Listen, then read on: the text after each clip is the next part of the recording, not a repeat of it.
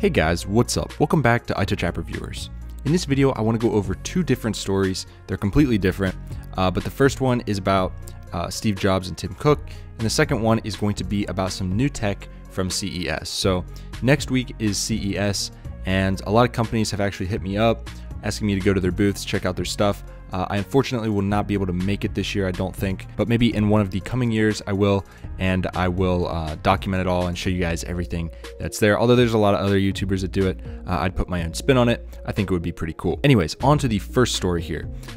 Apple product delays have more than doubled under Tim Cook's watch, says Wall Street Journal analysis. So basically what they're comparing are the days that it takes Apple to release a product or announce a product and then release it. So under Steve Jobs, they say that it was a lot quicker, like they'd announce a product and then it would be released right after. With Tim Cook, it takes a lot longer. And I actually have noticed this as well. And as a consumer, I don't like it. So let's read through a little bit here and then we'll move on to the next story. Delays between Apple announcing a product and shipping it to customers have more than doubled under Tim Cook's watch. Of the 70 plus new and updated products launched during Mr. Cook's tenure, 5 had a delay between announcement and shipping of 3 months or more, and 9 had delays between 1 and 3 months. Roughly the same number of products were launched during Mr. Jobs' reign, but only 1 product was delayed more than 3 months. We can see the trend here. It's just longer delays, and for example, AirPods and the HomePod, they both missed Christmas this year. I'm a little pissed about the AirPods because I honestly wanted to throw my money at it, but where is it? I don't know. The HomePod is stupid, in my opinion. I know. I'm saying it before it's released. It's stupid because Siri's not that good. I actually used my friend's Amazon Alexa. Sorry if I just activated all your guys' stuff. But yeah, I used it. It's cool. I would never put one in my house because it's creepy and I don't like stuff listening all the time, sending stuff to remote servers. However, I see why average consumers might want it. Maybe they don't understand the security risks there, but regardless, it is a cool thing.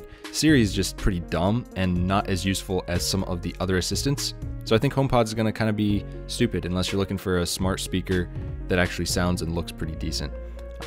But anyways, I think for most people, the other products will probably win out, and because HomePod's kind of expensive. Anyways, the piece does acknowledge that it's unfair to judge Cook by one metric. Mr. Cook's tenure has been successful by other measures. Revenue has more than doubled despite stalling in the past 2 years, and Apple's share prices has more than tripled in the past 6 years to record high territory. And yeah, so he's done a lot of good stuff. It's just there's been a lot of delays, and that's not a good thing. And they say a reason for this: for early models of the iPhone, for example, Apple would buy an entire camera from one supplier, former employees said. But in more recent years, with Tim Cook, for example, they said the company would source each component in a camera from lens to sensor to adhesives.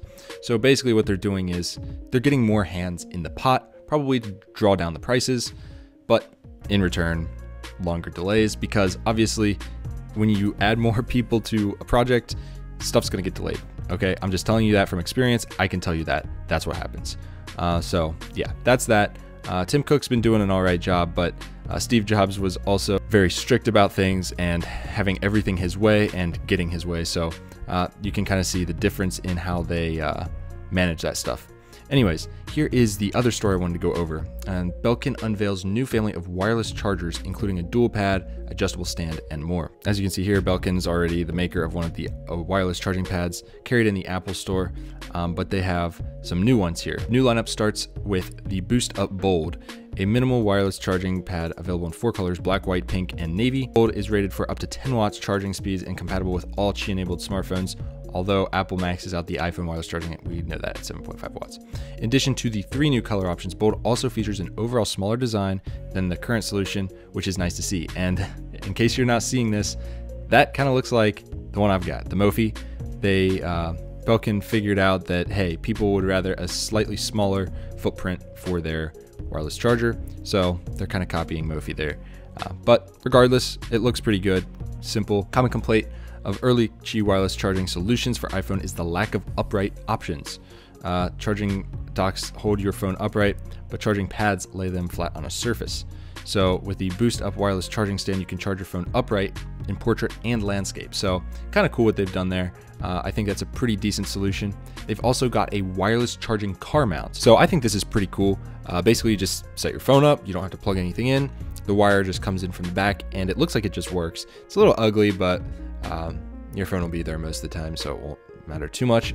I do not like these because my car has a pretty small windshield on Scion TCs. It's pretty small, which looks cool, but I've already got a radar detector, and yeah, I definitely don't need another thing blocking my views. I will not be getting one of these, but I think they are pretty cool. And then if you maybe have a girlfriend or something that also has an iPhone 8, 8 Plus, 10, whatever, and you want to charge both your phones at night, you might want to look into getting one of these dual wireless charging pads. It's 10 watt of Qi power on either side, and we already know Apple's got AirPower coming soon, supposedly, but yeah, this thing is pretty cool if you want to charge 2 phones at once, possibly overnight, for example.